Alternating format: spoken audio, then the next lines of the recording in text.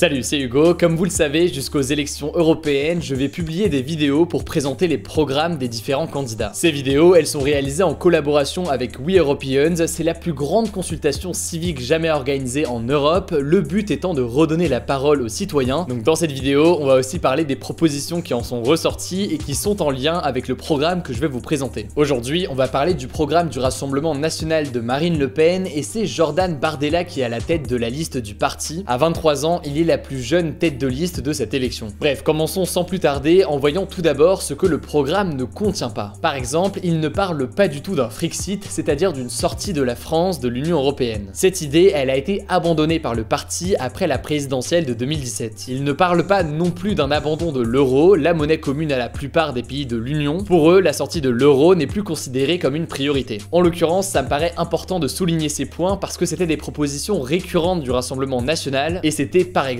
dans leur programme aux dernières élections européennes de 2014. Alors du coup, que contient ce programme? Le propos général, on le comprend assez rapidement, le titre du programme c'est « Pour une reconnaissance des nations et des peuples ». Et en effet, tout le programme tourne autour de comment renforcer la souveraineté nationale. Pour faire simple, le parti souhaite que les pays prennent les décisions qu'ils veulent et ne soient pas obligés de suivre ce que l'Union européenne décide. Et ça, pour le Rassemblement national, ça passe par une renégociation des traités européens. Le parti considère que ces traités rendent la France trop dépendante de l'Union européenne et qu'elle ne peut pas faire ce qu'elle veut. Sur ce point, il faut quand même souligner que c'est très compliqué à mettre en place aujourd'hui puisque un député européen ne peut pas renégocier les traités et à la limite, c'est les États qui peuvent le faire. Je m'étends pas trop là-dessus puisqu'on en a déjà parlé dans la vidéo sur le programme de la France Insoumise, allez le voir mais c'est pas encore fait, je mets le lien dans la description. Mais du coup, ce refus des traités, eh bien c'est surtout possible pour le Rassemblement national s'ils accèdent à l'Elysée. Par rapport aux relations internationales, le parti a trois propositions. Premier point, dire non à l'entrée de la Turquie dans l'Union européenne. Selon eux, le fait d'intégrer d'autres pays au sein de l'Union, eh bien ça la fragilise. La deuxième proposition, c'est de se rapprocher de la Russie, et là le parti se démarque de la ligne adoptée par la plupart des pays de l'Union européenne qui sont en tension avec le pays dirigé par Poutine. Enfin, dernière proposition principale, conditionner les aides financières de l'Union européenne aux pays d'Afrique à la maîtrise des flux migratoires. Donc en gros, ça veut dire donner une aide financière aux pays d'Afrique s'ils arrivent à gérer sur place les migrations. L'idée étant que moins de migrants arrivent en Europe s'ils sont gérés en Afrique, dans le cas où les migrants viennent d'Afrique, évidemment. Au niveau de l'immigration, justement, eh bien le Rassemblement national a plusieurs propositions, vous n'êtes pas sans savoir que c'est un thème majeur pour eux. Premier sujet de cette thématique, les frontières. Le parti veut, je cite, protéger les frontières de l'Europe,